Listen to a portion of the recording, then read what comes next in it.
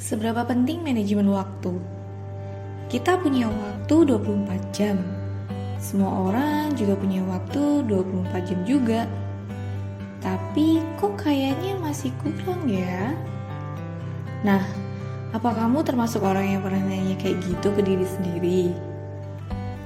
Pagi hari mungkin kamu mau memulai mengerjakan tugas. Sayangnya meski udah lama banget dikerjain, pas kamu lihat lagi progres tugasnya, ternyata masih stuck ngerjain tugas yang sama seharian. Padahal banyak tugas lain yang seharusnya kamu selesaikan hari ini. Oke, misalnya kamu harus meeting, harus masak, belum lagi kamu harus bersih-bersih rumah dan mungkin telepon pacar. Belum lagi kalau kamu merasa semua kegiatan itu adalah prioritas yang penting. Dan kamu kan cuma punya waktu 24 jam buat ngerjain semuanya. Hal ini mungkin bikin kamu bingung sama tugas mana yang harus diutamakan dan mana yang bisa dikerjakan nanti. Terus kamu jadi mikir, emang bisa ya 24 jam ini semua tugas bisa diselesaikan? Masalahnya adalah saat kita coba buat lihat orang lain, misal teman-teman kita yang deket-deket aja deh, kok ternyata mereka bisa ngelakuin banyak hal dan hasilnya bisa maksimal. Kenapa ya mereka bisa jago banget di banyak hal?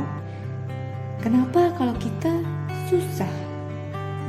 Oke, di video ini aku bakal ngejelasin tips soal manajemen waktu supaya di tengah banyaknya kesibukan kamu tetap bisa termotivasi untuk produktif dan kamu bisa memanfaatkan waktu yang ada dengan sebaik-baiknya.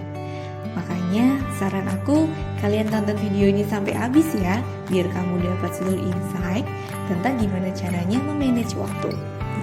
Nah, ada hal mendasar yang perlu kamu ketahui tentang manajemen waktu. Kunci dari manajemen waktu yang sukses adalah sebenarnya seberapa kuat motivasi kamu buat ngatur waktu supaya kamu bisa lebih produktif. Terus gimana nih motivasi kita bisa buat? Motivasi yang kuat kalau berdasarkan riset kajian literatur yang kita harus menguasai 3 skill utama ini. Skill yang pertama adalah awareness, yang kedua adalah arrangement, dan yang ketiga adalah adaptation. Nah, apa maksudnya? Video ini akan membahas salah satu aja ya untuk skill manajemen waktu. Itu gimana caranya supaya kamu bisa menyusun jadwal setiap harinya. Menyusun itu artinya skill yang arrangement. Mungkin sekarang kamu mikir, aku udah bikin jadwal sehari-hari, tapi ya banyak yang ke-skip dan banyak yang ketunda. Tapi yang gak dijalani juga banyak. Pada akhirnya kamu nanya, gimana yang salah?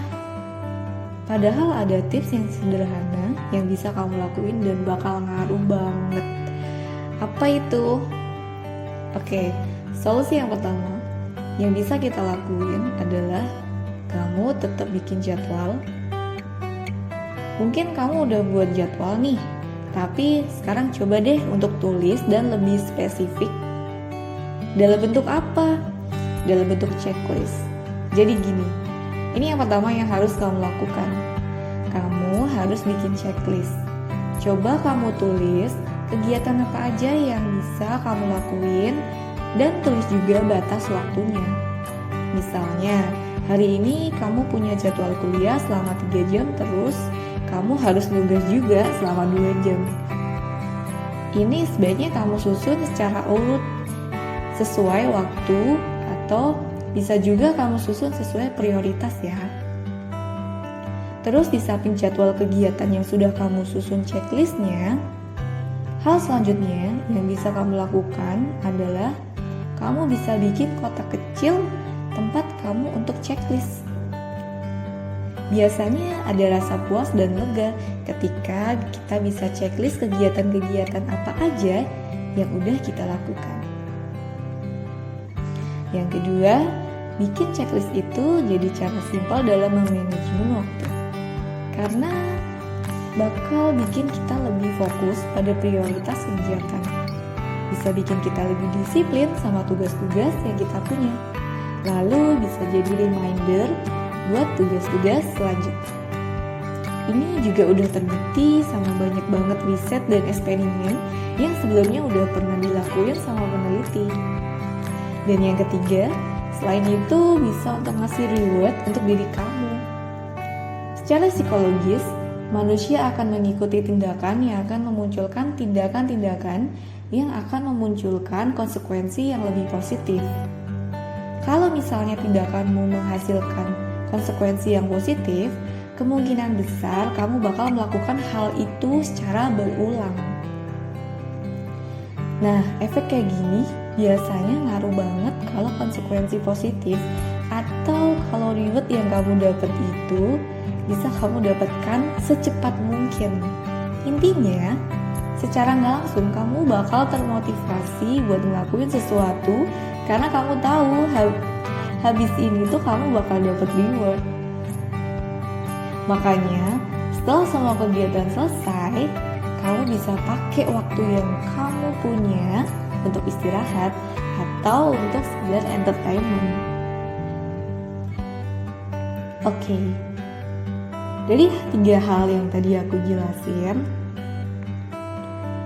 dari gimana tergantung kamu ya untuk memanage waktu itu. Oke, aku ingatkan kembali kalau kita ada beberapa layanan psikotes, ada juga layanan konseling psikolog. Kamu juga bisa kunjungi laman Instagram Smile Consulting Indonesia dan bisa chat dengan admin yang nomornya sudah tertera di bio. Oke, semoga bisa dimengerti. Senang rasanya bisa sharing ilmu untuk kalian semua. Terima kasih sudah menonton. Jangan lupa klik tombol subscribe, like, dan share. Sampai ketemu di video selanjutnya.